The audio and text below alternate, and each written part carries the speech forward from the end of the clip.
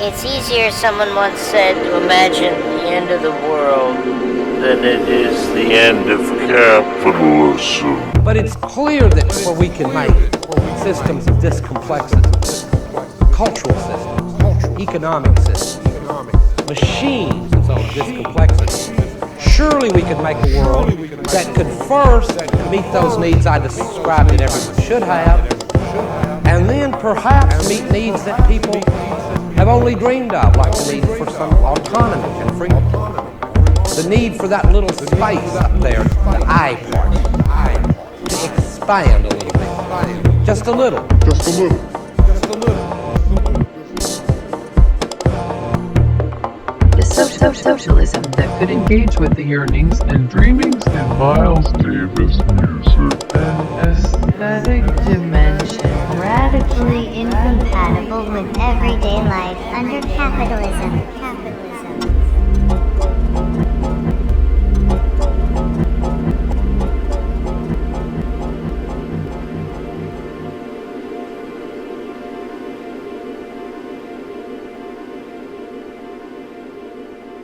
Hey there, fellow online partygoers and uni course dropouts. Welcome to another Acid Left podcast with your host, Mike Watson, and co-host, Adam Ray Adkins, aka Dirt Son of Earth. We're here with Dr. James Cooke, host of the Living Mirrors podcast and expert in altered states of consciousness, meditation, psychedelia, and science and spirituality.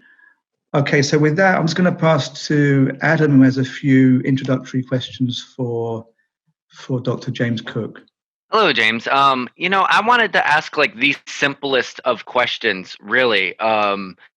What is a neuroscientist, and like what work do you do with that outside of your YouTube and podcast?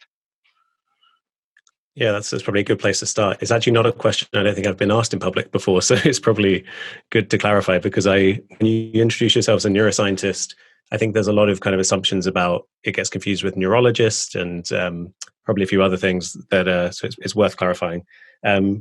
Typically a neuroscientist, and what I do is the kind of job of a typical neuroscientist, is kind of university-based lab research. So what we call basic science, kind of intellectually kind of driven work into how the brain works. So kind of conducting research, doing experiments, running simulations, all that kind of stuff that allows us to get a kind of deeper insight into the operation of the nervous system, which, of which the brain is perhaps the most fascinating part. It's just a kind of subdivision of being a scientist. You could say it's a kind of subdivision of being a biologist, but the thing with the brain is it's such an incredibly complex organ that we don't just treat it like a kind of biological thing. We have people trained in computer science and, a bunch of different backgrounds coming to study this organ, because, we often lose sight of the fact that it's really part of biology. But just straightforward academic research. A lot of people's is clinical as well, but mine tends to be far more, it all has clinical relevance, but I'm not trying to cure Alzheimer's or anything like that. I'm just trying to get a handle on how things like perception, memory, consciousness work and how they relate to the brain. Excellent. So you're not just talking about this stuff, you're doing hard research into the matter. Yeah, exactly. And how much do you think that the research has affected your theories that go on to the podcast and YouTube? Yeah, that's interesting. So so the kind of things I talk about tend to be a kind of conception of the world that it can be understood as kind of both kind of bearing out the truth of certain spiritual insights, but also being completely aligned with modern scientific thinking. And I got into science already with that kind of worldview. I already kind of saw the world that way. And then everything I found in science kind of confirmed and just fleshed out the details of this particular worldview. So my kind of science education was really crucial. But then I would guess what I would say is, I guess, doing actual research, what you come up against again and again is the kind of complexity, the kind of vast complexity of a system like the brain. And, because you kind of consider the brain in isolation, you need to consider it embedded in its environment. And what it really throws you up against is the fact that all of these things we're trying to make sense of are just kind of vast interconnected patterns. And so as much as you might want to come up with some simple reductionist story you can tell about what the brain is, you're always confronted with, I guess, what you could call a kind of systems perspective. And so again, and the systems perspective is effectively the kind of spiritual worldview as well. So it's really, I would say, doing science has pushed me again and again back into this kind of this worldview where if you think you can get a handle on what's going on through very simple reductionist stories about the world, then it's not gonna work out that way, basically. Okay. But you have come up with a pretty interesting story. I think the living mirror theory of consciousness, and I think Mike has some questions about that. Yeah. Okay. So you're a scientist, but somehow your work kind of is crossing over a lot of kind of things that maybe come to mind to many people when they're trying to understand the world and who have no kind of scientific background. So I'm thinking particularly of your living mirror theory of consciousness, which you talk about on your podcast of the same name. The Living Mirror podcast? Yeah, Living Mirrors with Dr. James Cooke is the full title. Yeah. So basically, if I get it right, you say there's no specific self or kind of identity at the core of our mind, that's kind of a fabrication, and that is actually a mirror of the universe, and that we are somehow a kind of fold in the fabric of the universe, and that what we experience daily, the things we see around us, are actually kind of interpretations. And the only way I can see it is kind of like semiotic interpretations, although that's kind of, I think a clumsy way of saying it, but kind of translations of what the universe is really doing. So, if I'm sitting in my kitchen, it's not really a kitchen, it's something entirely different. If I put my hand too close to the hob when it's on and it gets very hot, that's because there's some kind of danger presented to my being in the real universe, but it's not actually what I'm experiencing. Is that kind of right? Yeah, that's a good summary. So so this relates to what I kind of touched on before, that this kind of worldview where you realize that, so we tend to see the world, you could say, through concepts or with symbols, and we kind of chunk everything down into these nice little kind of concepts that we can stick a label on, and that's how we survive, and we perceive the world that way. And then, in philosophy, this has led to a lot of confusion. In ancient Greece, you had this idea of Theseus's ship, where it's like, well, if you rearrange all the parts of the ship, like which parts of the ship contain the ship essence? You can't find the essence of a ship. If you swap out all the wood, it's still a ship. Is it the same ship? And you get into all this kind of confusion because we feel like ships exist as objects out there in the world, but they actually don't. They're out there in the world. There is just this flux of stuff happening. You could call it energy or whatever, whatever quantum mechanics is describing. There's this strange process going on, and it's a single holistic process. And then within that, you get these little, as you say, like a fold in the universe is a very good way of describing it. You get creatures like us, which, it's easier to imagine with a single cell, but you have the kind of the same quantum buzz of stuff going on assembles into what we call chemicals, and they assemble into what we call life. And what that is a pattern in reality. It's not separate. It's made of the same stuff. It's not actually separate, but like a whirlpool in water or a wave, it's just a kind of a pattern within reality. And the reason that appears is because basically patterns that perpetuate themselves, they perpetuate themselves. Now that might sound kind of trivially obvious, but in the same way as with theory of evolution, you have like beings, living creatures that have traits that allow them to survive, they survive. And so here they are. So there's this kind of tautological reasoning in both cases that you can either just think, well, that's trivial, or you can think that's a really profoundly elegant explanation as to why we have life, why we have evolution. And so in the case of life, you have these little whirlpools in reality that perpetuate themselves by doing things like eating and avoiding danger and all these things that we do instinctively. And that's what it is to be a living system. And so in the theory, what I'm doing is taking the kind of thermodynamics of life, the description physically of what it is to be one of those little whirlpools in reality.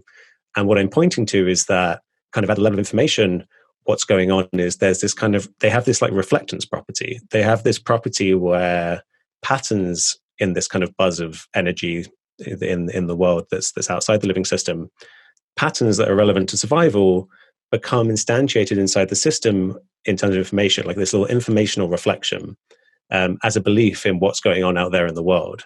So you have, like a hot stove, or imagine a more kind of natural thing. You have molten rock pouring up through the ocean floor in your little single-celled organism.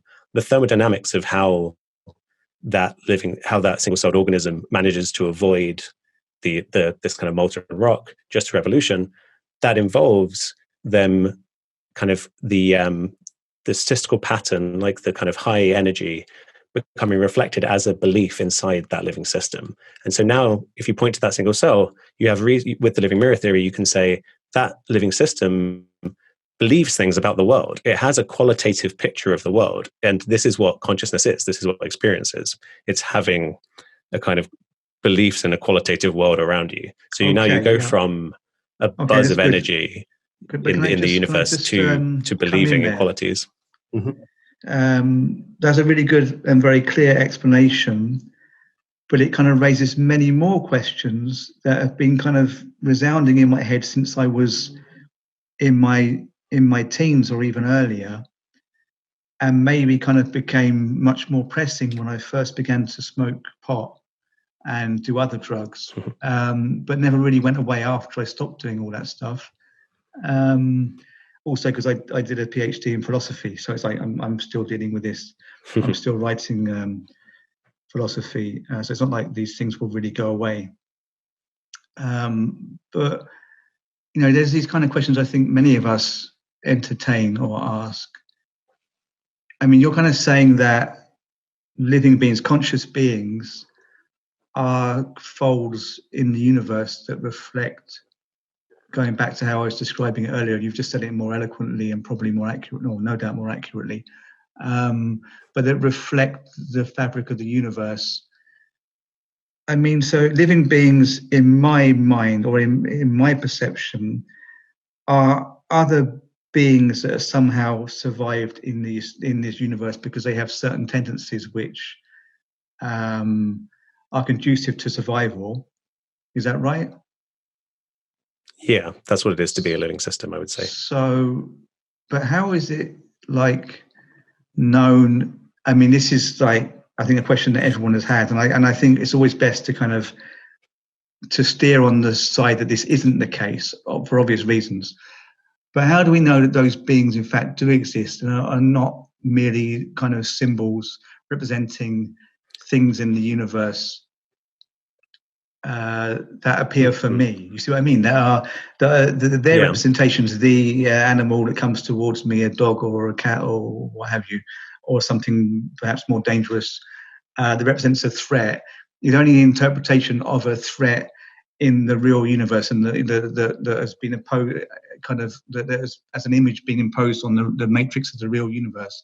I'm the only thing that actually exists, and they're all just kind of like symbols for me. You see what I mean? How does one discount that? Yeah, absolutely. Yeah, so this is really a sensible place to start. If one wants to really grapple with this stuff, you've hit on exactly the first thing you should consider, which is, you have Descartes' "I think therefore I am," which is effectively saying, I know my mind. Like, there's a mind here. There's experience happening, but I don't really know anything else for certain. I could be in the matrix. I could be dreaming. I could be the only mind in existence. And so this is called solipsism, right? And it's the idea that perhaps everyone else is just a kind of figment of your imagination.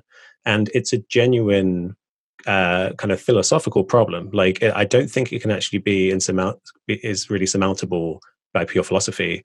And when I ended up studying, I was really drawn at university between studying philosophy or science or psychology, but kind of scientific approach to this stuff. And I ended up going for science, and I'm really glad I did, because what I found is with science, you're not being as thorough as you are in philosophy. In philosophy, you really want to kind of have as few assumptions as possible and justify everything. With science, you make a bunch of assumptions and you say, I assume the world out there exists. I assume if I interact with it, for some reason, it will give me back information that I can use in my theories. And you don't worry about it. You just move on from there. And what happens when you do that is a whole world opens up to you. All of the development we've seen in science over the last hundreds of years. And for me, I was like, okay, I'm really glad that I'm now having this exhilarating journey of feeling like I'm getting more and more insight into the nature of reality, rather than being stuck at step one of thinking, what if you're a zombie, and you're not really there. So maybe philosophically, that's not a satisfying answer. But for me, as just a human who finds himself here and wants to get on with life, it really feels that's the path that I would recommend is one of saying, explaining the world in terms of biology and saying, well, you seem to be an organism with a similar brain to me. You have similar behaviors. Like, it makes sense to say there's two of us. You could, at the end of this, I could wake up from the dream 2 seconds from now and go, oh, I was wrong. But that's a problem that's always going to be there. And people who have maybe more far out cosmologies than I do,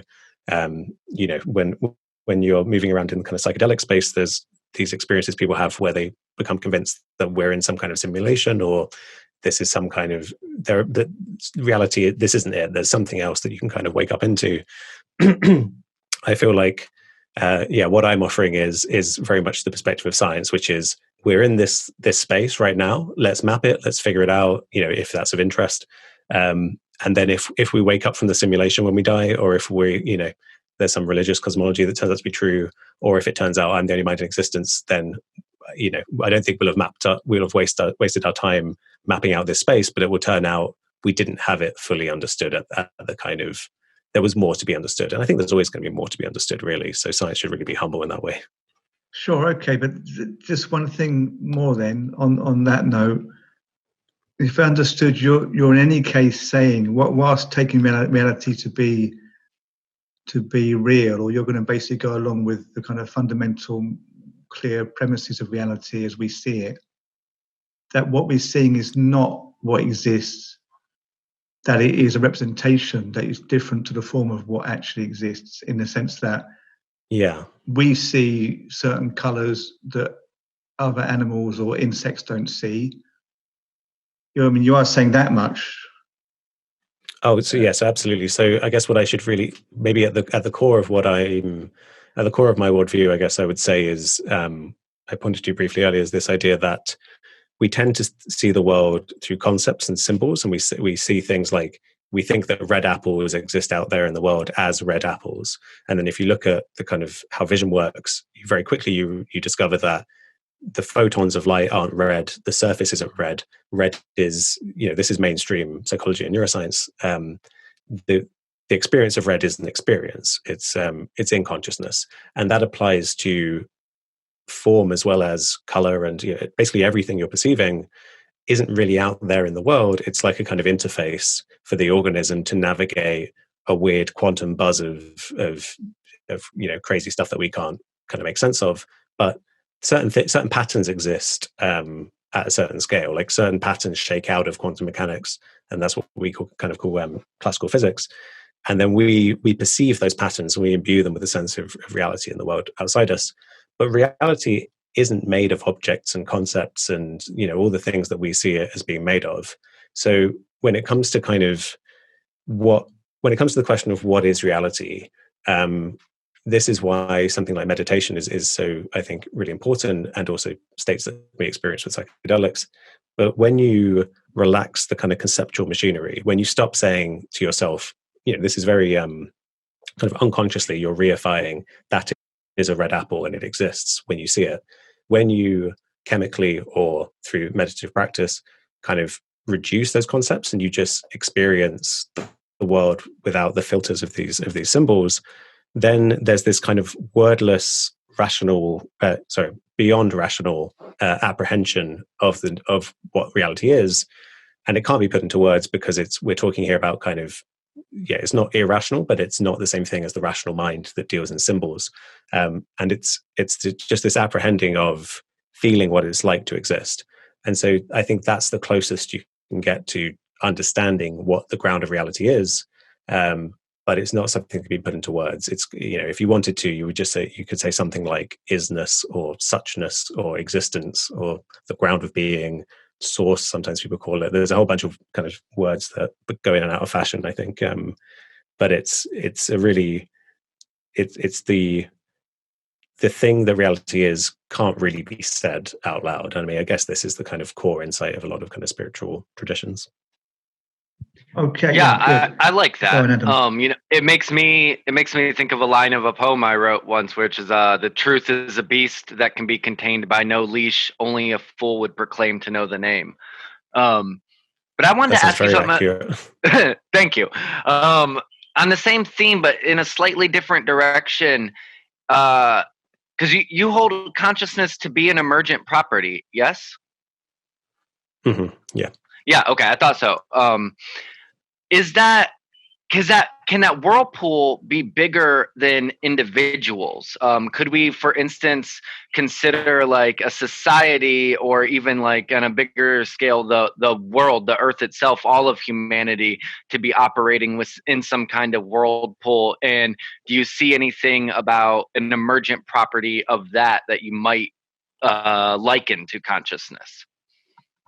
Yeah. So when I first had the insight that was at the core of this theory, my mind very quickly went to what's known as the Gaia hypothesis from James Lovelock, the scientist who proposed that we can think of kind of we can think of the whole Earth effectively as an organism, but we can think of the whole kind of, all living things as being part of a single greater organism. And I think that makes sense because it's a kind of interdependent system. But so I immediately was like, I wonder if the entire ecosystem has some conscious perspective. But then I kind of looked at how it kind of shakes out in in this kind of thermodynamic picture I was talking about, and it doesn't turn out that that's the case, because what the theory is offering is a way to bridge matter and mind. It's offering a way to bridge between the physical world and experience. And the way I do that is to point to the fact that a living system is physically enclosed. You're like a bounded system. So, this is why maybe a whirlpool, you can see its structure is kind of continuous. And it's having having insides, effectively, physically having insides and being able to keep them separate from the outside world. To do that, you need to believe things about the world around you. Otherwise, you're going to get destroyed. That's the kind of basic idea.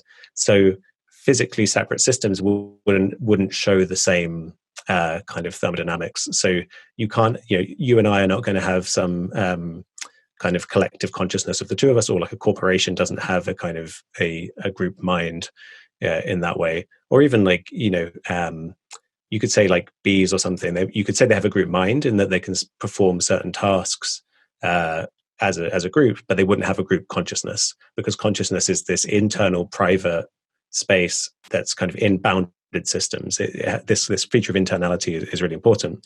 But while I didn't see anything that allowed me to take this and go and come up with new insights when it comes to group consciousness or larger scale ones, the thing that surprised me was what I felt I had to commit to was the idea that every cell in your body has its own consciousness, which is not something I'd ever thought before. But when you look at evolution, if a single-celled organism is conscious, what we are is just colonies of single-celled organisms. At some point, they got together and realized they could survive better if they collaborated and outsourced different tasks to different cells. But we're a superorganism, and so each of those islands, these little cells, will have their own experience. It won't be like my experience. It won't be able to, have linguistic thought or anything like that, or get bored, or but it's have some feeling tone as to what it feels like to kind of survive, or maybe something that feels just negative in some sense if there's damage happening. And the reason those together can make a consciousness at the organism level, they can produce this mind that's now talking to you, is because it's a kind of it's like a fractal thing where the the larger scale mirrors the smaller scale. So the whole organism, the Homo sapien, is still a bounded system. It's just made of lots of smaller ones. And there's a good paper that kind of shows how that emerges out of this picture of life. Excellent. As a side note, there's an episode of Star Trek Deep Space Nine that features like a wingnut scientist who proposes he's found the way for immortality, and it's that people die because their cells do get bored. So he comes up with a cellular entertainment machine. But I think Mike had some more questions. I should watch that. Yeah, it's a good one. I'll send it to you. That's the best Star Trek in my opinion. I think Mike had some other questions about the expanded consciousness experiences. Yeah, I mean, I'd say that there's some degree of what I might call porosity or porousness. I'm not quite sure the word. Being porous in terms of what it is to be human in relation to the outside world, or what we often call subject as opposed to object. And I mean, you're saying that being a living being requires a certain belief in the coherence of one's boundaries, shall we say.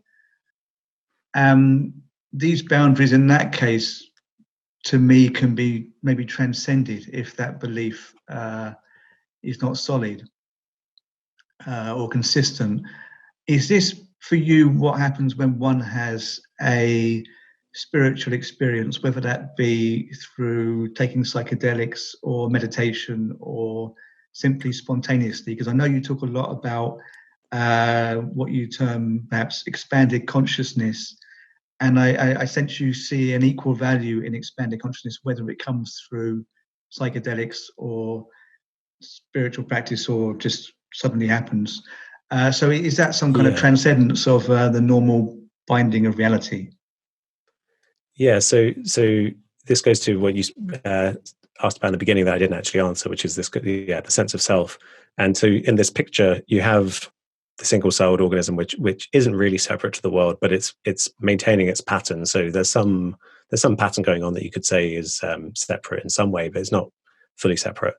And in the same way as that organism will then reduce all the complexity of the world to symbols and say a red apple exists, it will do the same thing to itself. It will kind of compute a belief that it is this organism. And this is where you get the difference between, I would say, organisms do exist, selves in that sense do. But when we talk about a kind of psychological sense of self, we don't think of that as being the same thing as the body. We think about, people ask the idea of like, could I survive death? Could my consciousness survive death, or could I be uploaded to a computer? And so there's this sense of I, which is separate to the organism, and all that is another concept. It's just the organism telling itself a story that it's different to a pattern, that it has some intrinsic essence that persists over time. You could say that's there's some truth in that, in the sense that there might be the kind of core nature of the pattern, but it's not. We believe it to be something really solid and enduring, and it's just not. It's just another concept. And so when one has these kinds of spiritual experiences of, in the scientific literature, they're often called unitive states, because it's kind of unifying, or like, oneness would be another kind of term for it. And I would say all that's happening there is the machinery in your brain that usually mediates this sense of telling you the story that I am separate, which is useful for survival. You need to know where your boundary is, as you say, and differentiate yourself from the world. When that kind of goes offline, suddenly it's very obvious that what you are is a kind of cresting wave that's been thrown into existence by all the other stuff in existence. All the matter that you are has come out of the rest of the world. You didn't choose to be born. You were just kind of thrust into existence by this like biological relentless cascade of people giving birth, like through evolutionary impulse. And so you're just this pattern. And when you lose this sense of self, because it evolved or it exists in living systems for self-preservation, when it goes offline, suddenly you're not as you get a more objective view of the world, and you are more concerned with, you're as concerned with everyone as you would be with yourself. And so this is why there can be this, I would, rather than saying identifying with everything, I would just say you no longer identify with a sense of self, and there is just what exists, and that's what's important to you in that moment. And I would say that's a truer conception of the world. There is just this one kind of unified world, and lots of stuff is happening in it, and this is the objective view from nowhere. And then what happens is these, us as these kind of evolved creatures with all of our kind of the anxiety of the future and fear and stuff that's been bred into us through evolution, we have this mindset of separation where we're like, no, I'm more important. If it's between you and me, I deserve preference for no rational reason. We have this kind of it just evolved because it made sense. And so this is in things like Buddhism. They'll talk a lot about the way we normally see the world as being kind of delusional, and I would say it is. And there's a lot of neuroscientists and people getting on board with this now, kind of at least pointing to the kind of similarities of what's been discovered in neuroscience and what's been known for a long time in Buddhism. But few people really hit home at this point that if we're not trying to get this view from nowhere, we're really deluded. We're really seeing the world through a bunch of concepts which are there because they helped get our genes to the next generation. They helped us survive, not because they were good for us. And so when you have these experiences, I don't think it matters. Well, so you can have it by multiple means, as you said. You can have it chemically or kind of experientially through just spontaneously or through training with meditation. It does matter, I guess. I was going to say it doesn't matter which way you have it, but I should be careful what I say. What I mean is the insights you can have are as valid through any of these methods. The sense of self is this precarious thing. It's like we're spinning a plate, and no matter what you do, if you knock off that plate and you see what's really going on, then you've seen it. It's really there to be seen because it's so obvious when you see it that it's almost so simple it can't be put into words. But it obviously, I would say it does matter in the sense of if someone's just not a very nice person and they have an acid trip and they think they get this idea, and then they might go on to become some kind of egomaniac who runs a cult or something. Like those things happen, versus someone who's conscientiously meditating because they want to be a better person. In that sense, it matters the kind of context of how you approach this stuff. But the insight, as I'm a scientist, right? Like as long as the brain gets into the right state, you can have the insight.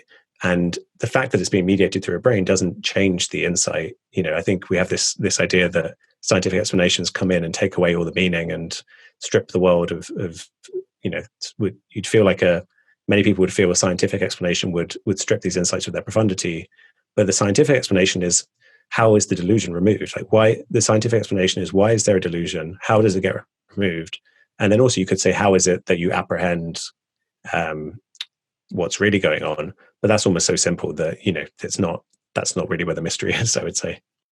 Okay, so basically you're saying that out of necessity we kind of create these false boundaries, what again would commonly be called subject and object in philosophical and psychological kind of circles, and the kind of a necessity to kind of feed and nurture ourselves and to kind of strengthen ourselves and give us the best chance of survival and progression through our lives leads us to compete with other humans and other beings and to maybe strongly rival anything outside ourselves, basically nature. And this is something that plays out on an individual level and on a societal and humanity-wide level. And then when one has a kind of psychedelic experience or other spiritual experience, so I think this can happen also through looking at art or listening to music, those kind of false boundaries erode or kind of disappear, and we feel ourselves to be part of the natural object. I mean, this for me surely has some kind of political use, no? And then I would say also that the kind of tendency towards domination in the political sphere can be seen as a kind of macro consequence of our individual need to compete. I know you're doing some research on anarchism and spirituality. How does this relate to that? Yeah, so that's I would agree with that one of you entirely, basically. So the way that I think about this stuff is in the individual human mind, as we've been saying, and the mind of any organism, there is this kind of these two aspects. There's the separation, the evolved instincts to kind of look after yourself and invest in yourself at the expense of others or nature or whatever you consider outside your boundary. But there is also, in all animals have a they don't just do that. They sleep, they rest, they have a sense of home. Animals build nests where they can kind of come to rest and have something that's not just constant striving, constant doing to in your own interest. And in the modern human world, this is why meditation is so widely kind of supported these days, is because it's basically saying to people, we need to correct for this overly this driven kind of self-concern mode that I would say all kind of modern civilization is based around. And we need to get back to just a balance of having this ability to kind of come to rest. And when you do come to rest, that's effectively meditation. You're stopping doing, and then you have these insights. Because we only really exist as separate things in the striving, in the doing. When you come to rest, that's when you notice this kind of interconnection. And so when you're striving and you're concerned with your separation, that's a mode of control. You're saying, I don't want to be burnt by that. I do want to eat that. And so there's separation and there's control, and control involves some kind of hierarchy. But when you're at rest, there's just there's no kind of hierarchical organization. There's just you and experience, and often there isn't a sense of you, but there's experience, and it's a deeply ecological mode to be in the sense of non-hierarchical. It's very you realize interdependence, and everything is kind of equal in some sense. So this is what can play out in the individual organism and in the individual's mind. And then I think with humans, I suspect what happened is, we're clearly different to other animals, right? We're clearly in a different situation to other animals. But for 97% roughly of human evolution, of when modern humans were alive, we didn't live in states. We didn't live in hierarchical kind of arrangements. We seemed to live in kind of egalitarian bands, that were kind of largely horizontally organized. And so this is where, the term anarchism would be used for that. So and also a way that seems to have been kind of kept going is through what you might call spiritual practice, use of psychedelic plants, that we see all over the world. All human cultures have used these plants where they exist, because they promote this kind of this balancing, this mode that draws you away from your self-concern and your separation and your tendency for fear and domination, and brings you into this kind of more harmonious flourishing with everything else. And I think, to me, what seems to have happened is an imbalance occurred, and we moved into a mode of fear, separation, striving, and then this gets propagandized as a kind of progress at all costs. And so I think since a kind of, I think what's as I look at this from the perspective of someone who thinks about human psychology and kind of the mind of organisms, and I think what seems to have happened, and this is a fairly mainstream kind of telling of human evolution, is that we developed language, which helped us to kind of interact, and that gives us another way of controlling the world if we can be more effective collaborators. And then also kind of seemingly coincidentally, because we walked upright, our hands were free and they became very dexterous. And then when you have language and dexterous hands, suddenly you can have culture, because you can transmit knowledge generation to generation, and it has a compounding effect and becomes more and more kind of developed. And you can create artifacts, technological artifacts that can be improved generation after generation. And now suddenly, with agriculture as well, you're on this path where you can imagine in the early days, it would have been very tempting to be like, hey, let's, this is great. We're dominating nature. We're letting our fear basically guide us in this direction of domination, control, because it satisfies that deep kind of evolved itch of feeling afraid. And I think effectively what happens there is you go down that path, and the further you get away from nature, the more susceptible you are to alienation and trauma, because our nervous systems evolved to be kind of coupled with the rhythms of the world around us. And when they become detached from that, we're far more sensitive to carrying trauma without realizing it. And then you get, conflicts and wars and intergenerational trauma being passed on. And it seems to me there's just this, it was like a runaway train that may have started, well-intentioned to protect us and look out for us, the humans, over and above the natural world around us. But now we're clearly just hurtling on this runaway train where we're emotionally hijacked unconsciously as a civilization into thinking this is the only way things can be. We see how derided anti-growth kind of movements are. Most people find the concept of not growing relentlessly as a civilization to be kind of absurd, because we're so convinced, we've had to convince ourselves that this is the right path to be on.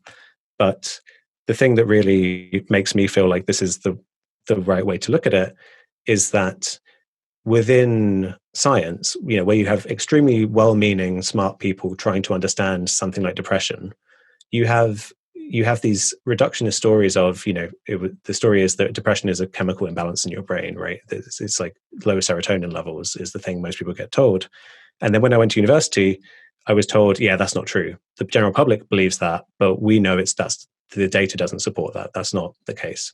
And when you look into what causes depression, it's a deeply, it has many, many causes, but if you want to understand why one is depressed, you have to go out from the individual and look at the kind of the individual's environment, their context, their history, and suddenly you're holding society account, to account for everyone's mental health issues, which I think is the right place to look, as opposed to blaming it on the individual and saying they must have some malfunction in the mechanism of them as this kind of separate machine.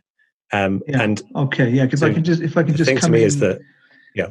Okay, no, please finish. Actually, Oh, yeah. I just want to say that. So for me, seeing the fact that we live in a culture that's so confused that well-meaning, smart scientists can't make sense of something as important as depression, and you get smart, well-meaning people publishing papers on the serotonin hypothesis, even though it's kind of been disproved. And so that's when I was like, okay, our society is sick in some way. There's some pathology here. We're not a level-headed civilization that can even just do medical science without a huge kind of emotional investment in this trajectory of don't blame the system, don't interrogate the system too closely, because it's everything that this train that we're riding on it seems so hard to stop it, and for most people there's this trauma bubbling under the surface that they want to confront as well. Yeah, for sure. I mean, you touch on things said by two big influences on myself and on the Acid Left as a kind of initiative, and they are Theodore Adorno and Mark Fisher. I don't know if you're familiar with their work. I guess you are. So Adorno is very big on this idea that we are somehow estranged from nature, and that the Enlightenment or the path of rationality has taken us, or has led us into a situation where we're controlling ourselves because we've been kind of taken over by the mechanisms which we devised to control nature. And Mark Fisher was a big advocate of the idea that capitalism for mental illness. So, I mean, if you put all these things together, we get possibly kind of transcendental spiritual experiences being somehow a cure for this problem. Would you argue that whether it be again through drugs or meditation or spontaneous experience, does the left or the society as a whole need some kind of spiritual experience, or as Jung said, mankind is in search of a soul? Is that for you an issue? Mm-hmm. Yeah, so I think what I would say is that so before, when one first has a kind of, when these kind of big revelatory kind of spiritual experiences, it can be a great gateway into this whole terrain that I've been talking about. And for me, there was a time when everything I just said about kind of unconscious trauma, emotional hijacking, emotional dynamics governing people's kind of what they think of as rational thought, I don't think I would have followed. And there might be people in the audience not following, and that makes sense because before you explore the kind of the other extent of kind of what it, the kind of peak experiences, that's a really good way to get into this terrain where you realize, okay, there are these ways to feel exceptional. Why do I not feel exceptional all the time? And then there's suddenly a carrot that incentivizes you to do the kind of messy work of going into your own difficult history and figuring out what issues are under the surface. Without that carrot of a kind of big blissful experiences, a lot of people understandably don't want to go to therapy and figure out what their personal traumas are. But if they don't do that, again, it was Jung who said, I think it was, until you make the unconscious conscious, it will rule your life and you'll call it fate. And that's the case for most of us. Most of us are walking around thinking, I'm not traumatized. But the fact is that we all carry, what trauma is that something overwhelming happened and was never really resolved. That could be, difficulties with a caregiver when you're a child. It could be birth itself. It could be a painful relationship. All these things can be unresolved pains that basically hijack your thoughts. And we spoke earlier about how your perception of the world isn't really the way the world is. And this emotional stuff under the surface bubbles up and makes you see the world a certain way. And so I think the problem is we have a critical mass of people who are carrying unresolved emotional issues that pushes them in the direction of self-protection, which again makes sense, right? You're like, if I'm wounded in some way, I should protect myself, otherwise I'm not going to survive.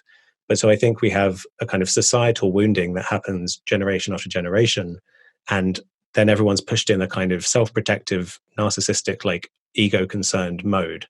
So what I think people need is, we need to basically make kind of emotional well-being is the most radical thing I think that you can pursue, is to have yourself and promote, try and promote it for other people, to just become more grounded and at peace in yourself and aware of your own issues.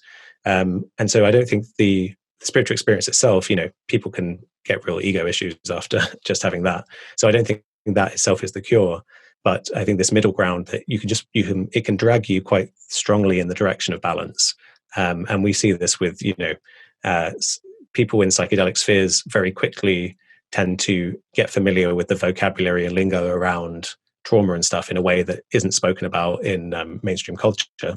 So my hope is that as psychedelic medicine becomes mainstream, it will no longer be for people who, as you say, when capitalism tolerates a certain level of suffering, and then when we malfunction and we can't turn up to work, then we're labeled depressed, and that's when you need medication or some cure.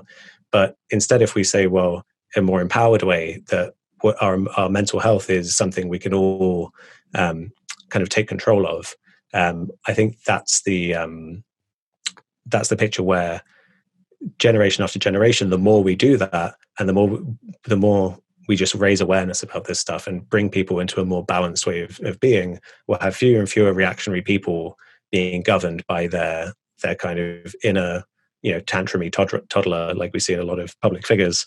And instead we'll just have much wiser, more compassionate people who make just more sensible choices, I think, about how we can organize ourselves. Do you see any conflict there between that radicality of emotional well-being and systemic change? Like how does, because I agree a lot with what you're saying, but I'm wondering, how does one come to emotional well-being while still trying to affect the world at large? Or is that not something you're as actively concerned about? No, I think you've maybe hit on the most challenging area. It's something I'm increasingly turning my attention to. And if instead, if you think about, it's fine for me to it's possible for me to try to attain some level of emotional well-being because of my certain level of privilege. But for certain people who are just systematically exposed to trauma, if you're a homeless person, or if you're a person living in a place in America where the police are, harassing you constantly, you are physiologically stressed in a way where it's not going to be possible for you to reach some state of real wellness without systemic change, without really challenging systems that traumatize, our fellow humans. And so there needs to be. So I guess what I am interested in, given that I try to remind myself of my place as a someone who's coming from neuroscience and psychology and trying to offer a perspective of kind of overview of what I see as the core psychological issue that our species is kind of facing. And I think other people, whose work is around how do we dismantle systems of trauma, like systems of oppression that kind of profit off of traumatizing people, that's as important and more urgent. And so, yeah, I guess my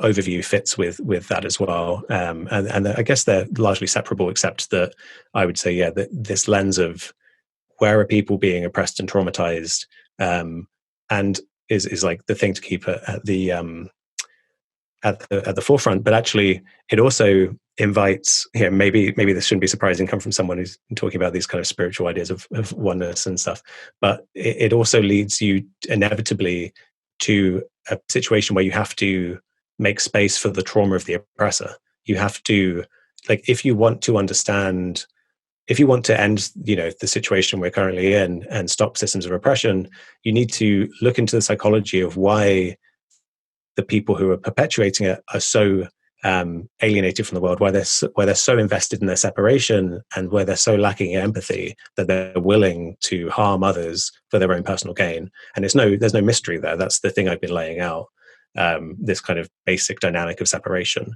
And so obviously there's material forces at play as well.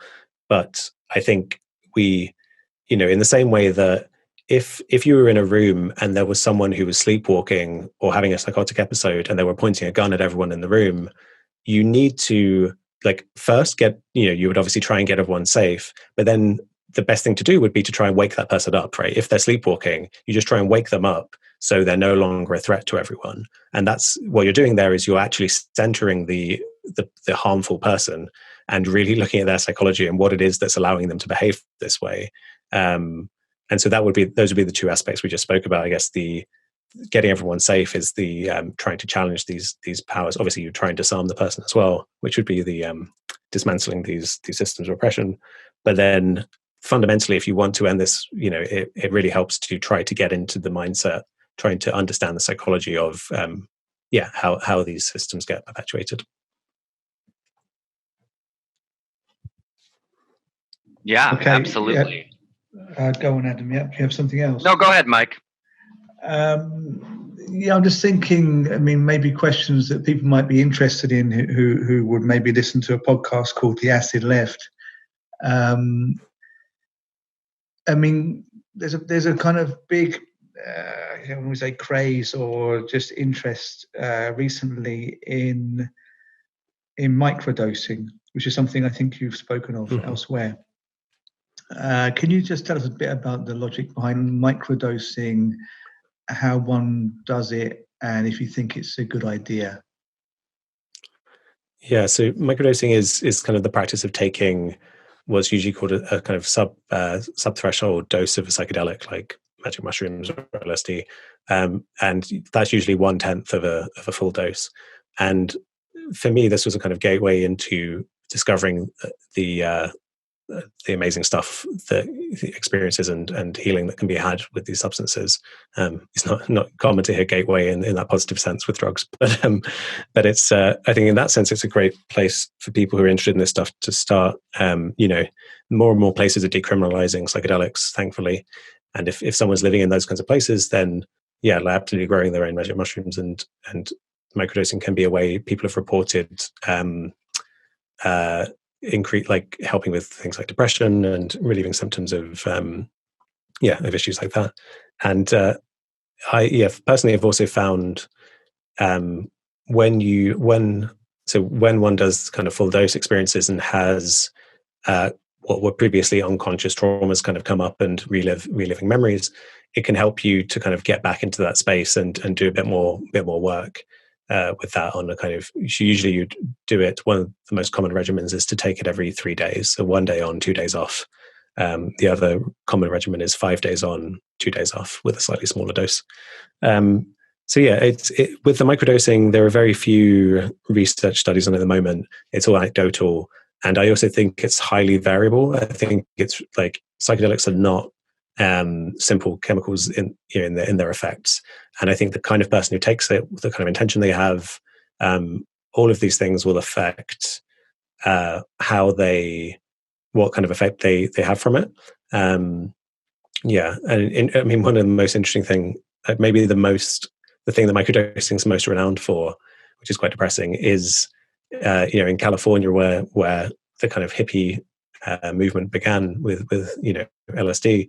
You now have Silicon Valley employees microdosing LSD to increase their productivity to make more money for these big tech giants, which is quite a depressing thing. That's really the face of microdosing at the moment is that it's a good way to increase your productivity. But it can promote more kind of creative and more concentrated thinking. And if you bend that to your own, to whatever activities you want to do for yourself, I think that's a wonderful thing to do. Sure. Yeah. I mean, it certainly sounds interesting. I just wonder, the idea of taking 1/10. I've often heard this. You take 1/10 of a kind of full strength trip, of taking regularly 1/10 for something that makes you perhaps hallucinate. For me, that sounds like it could have a profound effect on your mind that might not be entirely in keeping with one's kind of duties in a rational society. I don't know. I mean, I feel that maybe also if you're storing in your body, small amounts of drugs that can have profound effects on your consciousness, is it not possible they can somehow erupt and have stronger effects? Yeah, I mean, I think so. If we play it safe and talk about psilocybin, like mushrooms, it's important to remember, these are naturally occurring mushrooms that are less toxic than a cup of coffee, which is to say not toxic, and actually, seems to be kind of health, beneficial for health in the sense it promotes kind of growth of brain cells and things like that. But so the kind of dose you're taking, you can think of it as a herbal supplement that's kind of you're taking this very small amount of a mushroom that people may have accidentally eaten anyway in history, and I've not heard any because all it's doing is slightly elevating your mood, slightly shifting your perspective. I've not heard any stories of anyone having any kind of issues like that from it. I think people can maybe lean on it as a crutch and get slightly what you might call addictive patterns, I've heard, but I don't think that's common. Yeah, I mean, obviously, I'm not kind of recommending everyone go and do this, but it's I don't I think there's something people report, again, rarely, which I think is called hallucination persisting disorder, which is where you might get some kind of slight change in your visual perception. I think that tends to occur more after full doses than microdoses.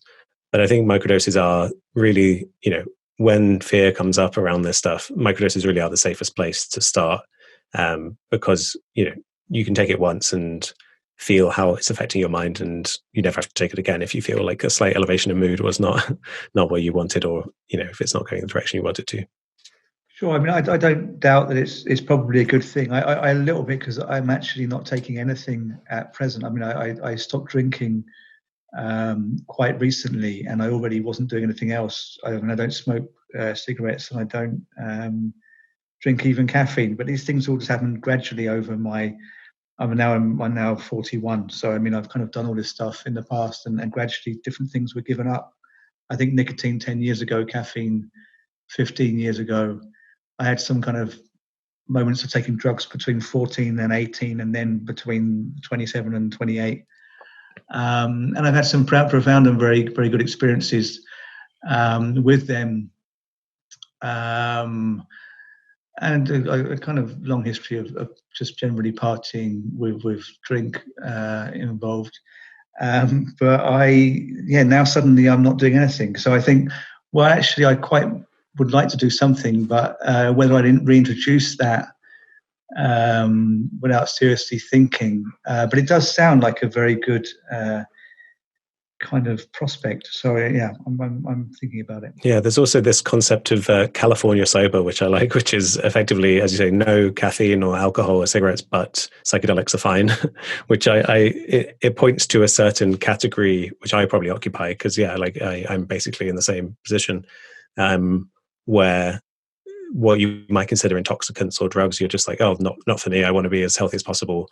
But the kind of profound experiences of emotional growth that can be occasioned by natural plants, I think there's a certain amount of deconditioning we can do from zooming in on the chemical psilocybin that's inside the mushroom and thinking drug, there's a plant containing a drug, and instead just come back to a more a natural way of viewing things. That there are certain plants that humans have always used for different reasons.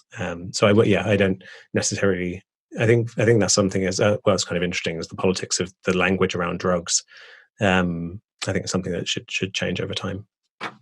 Yeah, just one more thing. I'll let Adam come in. What concerns me slightly now that I'm not taking any drugs or drinking is that teetotal people, that is English speak, I don't think they say it in America, straight edge people who don't do any drugs or drink actually don't live as long as people who do moderate amount of drinking. I'm not quite sure on the stats of drugs.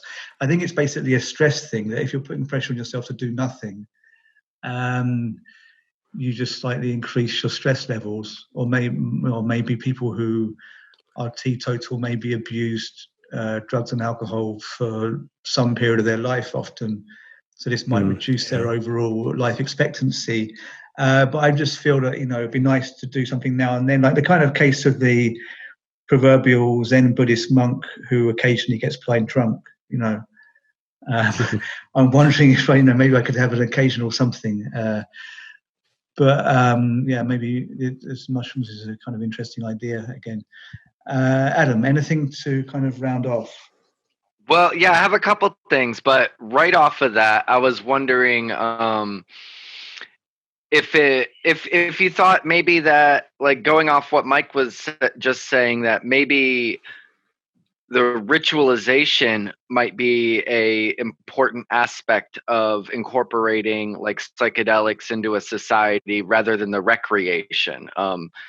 Because I've had great experiences with microdosing and full-on dosing. But I've also known people that have had terrible experiences, of course, people that have treated LSD like a recreational drug and become obviously addicted or dependent upon it. And I've even seen that with people that start out microdosing and then slowly slip into more and more. So I'm wondering if that getting away from the recreational view of it is important at all. Right. Yeah. I recently wrote an article for realitysandwich.com called Utilizing Psychedelics for Personal Growth. And I think this kind of, that's a resource I wanted to write for exactly this point, which is that the way that when I'm talking about this stuff, I should probably say this more often, there's a very particular way I'm talking about using these, which is incredibly intentional, as you might say, ritualistic use, where you're kind of putting on a blindfold, as they do in the kind of clinical studies, listening to a pre-prepared playlist of music, your phone's off, and you're intentionally going in, having prepared your mind, practice something like mindfulness, so you know how to surrender to difficult experiences that come up, and you're going in it with the aim of increasing your wholeness, basically becoming less fractured as a person, having fewer parts of your mind that you're running from and thinking, I don't want to think about that. And if you're tripping recreationally, then you're like, oh God, I don't want to think about that horrible thing. Like, that's when people have a bad trip and they're trying to run from parts of their own mind. Whereas when you do these things kind of intentionally, often you're actually going towards the difficult stuff and you're kind of welcoming it and trying to understand it. And in that situation, in the clinical studies, they basically find no one has bad trips. They've quantified this, and they're just like, it doesn't really happen because they're in a situation where they've been prepped, they know what they're doing, they know how to surrender to difficult experiences. And so there's not much that can go wrong, especially if you're careful with a dose that you feel comfortable with. But yeah, what we definitely don't want is a repeat of,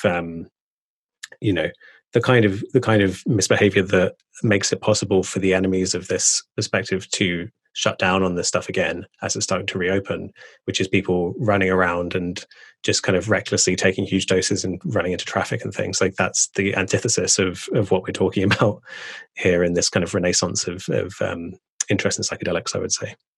Right. Or like Vice articles where they're like, I took LSD and went to a Trump convention. Yeah. Like stuff like that. Not to sound like a prude, but seems purposefully harmful to me. So I did want to touch, it seems to me like you're on YouTube, your most popular videos are the Neuroscientist experiences ayahuasca, and ayahuasca sends neuroscientists to DMT world. Is that right? I think so, yeah. Yeah. Yeah, I mean, they've gotten a lot of attention, and they're great, interesting videos. So if I could humor you with an experience of my own, the ayahuasca sends neuroscientists to DMT world was a very interesting one to me, because that this metaphor you start off with at the beginning about waking up in a spaceship and kind of realizing you were playing a game of sorts. I've actually had a very similar experience when I was younger with Salvia divinorum. Have you ever, do you know about that one? Yeah, I've not tried it beyond a very small dose as a teenager, but I've heard the kind of stories that I think you're about to say.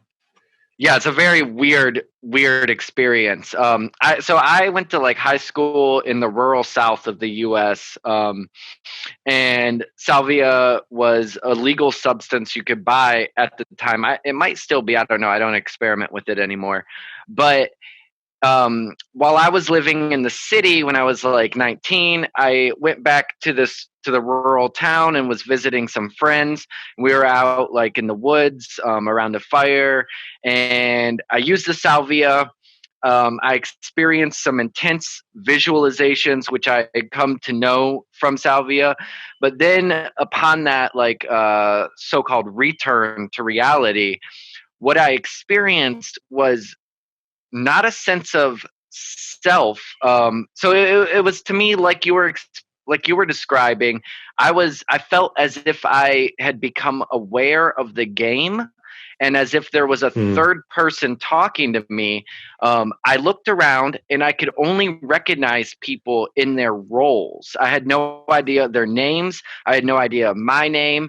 And I looked at them and I experienced them in their roles to me. And I was like, hey, it was like this third voice saying, hey, if you're here, you've committed to playing this game. Why is this what you're doing? I was in a very toxic relationship at the time with a woman that was very bad for me. And I looked at her and I was like, why are you wasting your time with this? You are not going to complete the goals if you keep spending time with this character. It's a diversion and you're hurting yourself. Like, you're going to get kicked out of the game and get sent back. And this is the experience you chose. Why? It was very strong to me. And it really had a lot of changes on my life, even though it was one of the last times I ever used salvia. But it made me, it absolutely was a large contributor to us breaking up later. Like, I could not deny this feeling in my head at the time. So I was wondering, since in those videos you also speak about how much the ayahuasca experience kind of affected your view of reality. Like you said, you couldn't look at reality the same way afterwards, I believe. So yeah, if you could just speak on the ayahuasca experience and what exactly it changed for you. Yeah, so in those videos, I think I'd tried pure DMT before, which is the active kind of chemical in ayahuasca, or one of them. And yeah, the ayahuasca experience kind of took me back to the same experiential place that I'd been to with DMT. And so I would say by the time I got to trying DMT, I'd had plenty of psychedelic experiences, none of which made me question my worldview at all. They all took me kind of deeper into this worldview I've been suggesting of kind of interconnection and that kind of thing. And I had experiences where, so it's not going to be possible for me to know if your experience was more like what I'm about to describe now or the later one. But I had experiences that I could have described similar to what you said, where it didn't shake my worldview because it was like some deep feeling was coming up, some deep intuition, but then my brain was coming up with some kind of analogy, some kind of story, like hallucinating it, hearing the voices or whatever. And then, and that's why it has this emotional power. Whereas with it was literally like waking up out of the matrix. There are a bunch of people around. You remember them, like it's like a minute has passed since you went in, and these are your friends. And it's just, and you remember that you just went into the simulation. And so that's a fundamentally different, for me, it was a fundamentally different kind of experience. And then afterwards, if you look up DMT, waking up from the simulation, you see people have done drawings of this. They've written about it, and it's very strange to me that that's on the menu, I would say, to have these kinds of experiences. Okay, guys, just to I think come we're in about there, to run out of time, by the way. Yeah, we're shortly running out of time. And that was a great conversation. So much to go into, and I'm sure, a lot we can go into again in future. So for now, great. Thank you, Dr. James Cooke. Please follow him on his YouTube channel. Is called Dr. James Cooke, where you can also find his podcast. And have you got anything coming up soon? Interesting projects? You have about 30 seconds. Just expanding the podcast, working the YouTube channel, writing for realitysandwich.com. You can find all my stuff at drjamescooke.com. That's the best place to keep up to date with what I'm up to.